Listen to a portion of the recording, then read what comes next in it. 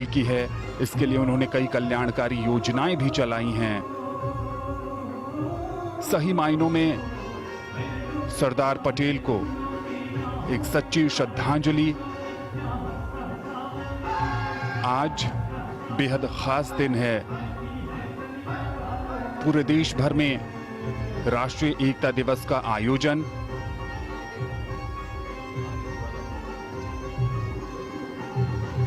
Statue of unity Sardar Patel के सामर्थ्य और समर्पण का सम्मान तो है ही, ये न्यू इंडिया के नए आत्मविश्वास की भी अभिव्यक्ति है। ये देश भर के उन किसानों के स्वाभिमान का प्रतीक है जिनकी खेत की मिट्टी से और खेत के साजो सामान का लोहा इसकी मजबूत नींव बनी और हर चुनौती से टकराकर अन्न पैदा करने की उनकी भावना इसकी आत्मा बनी है। ये ऊंचाई, ये बुलंदी युवाओं को प्रेरित करती है कि भविष्य का भारत आपकी आकांक्षाओं का है, जो इतना ही विराट है। इन आकांक्षाओं का पूरा करने का सामर्थ्य और मंत्र सिर्फ एक ही है, एक भारत श्रेष्ठ भारत। और इस समय हमने देखा कि हेलीकॉप्टर से पुष्पांजलि अर्पित की जा रही है सरदार पटेल को।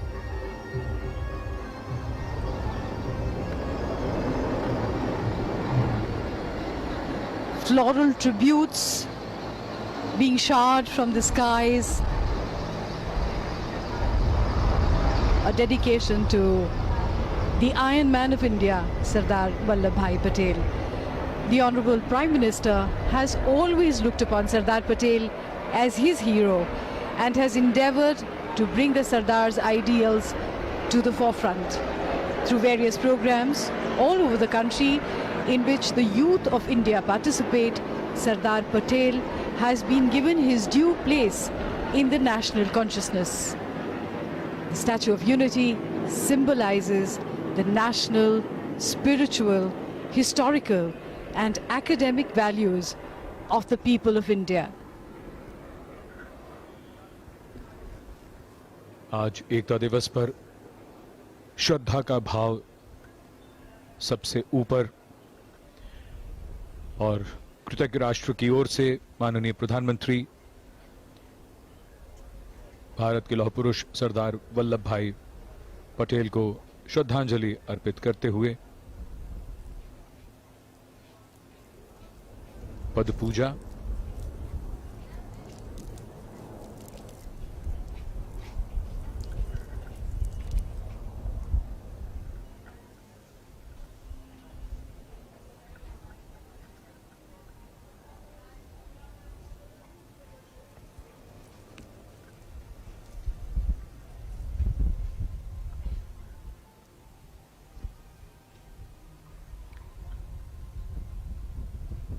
कोरोना महामारी के समय में हालात बदले हैं, लेकिन भारत मां के सच्चे सपूत को श्रद्धांजलि के लिए कृतज्ञ राष्ट्र की ओर से माननीय प्रधानमंत्री यहां उपस्थित। भारत मां के ऐसे सपूत जिनके व्यक्तित्व की दृढ़ता और इच्छा शक्ति के कारण देश और दुनिया उन्हें लौह पुरुष के नाम से जानती है। ऐसे विराट व्यक्तित्व की विराट प्रतिमा केवड़िया में, जहां प्रधानमंत्री श्री मोदी ने उन्हें श्रद्धांजलि अर्पित की।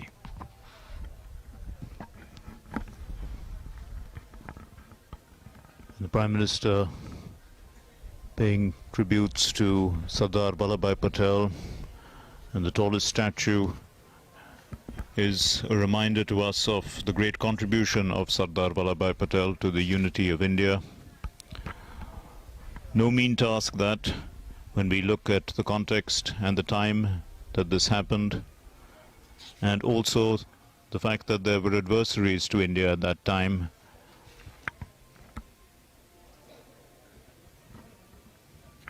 And in fact, the members of parliament made it quite clear that the contribution of Sardar Vallabhbhai Patel was so great that many of them didn't quite understand what he was doing until it was finally achieved. He was called the Bismarck of India, and the wisdom of the Bismarck of India had been too much for them to understand, is what they had said, until it was finally achieved. And we are all the beneficiaries of that. India now a union of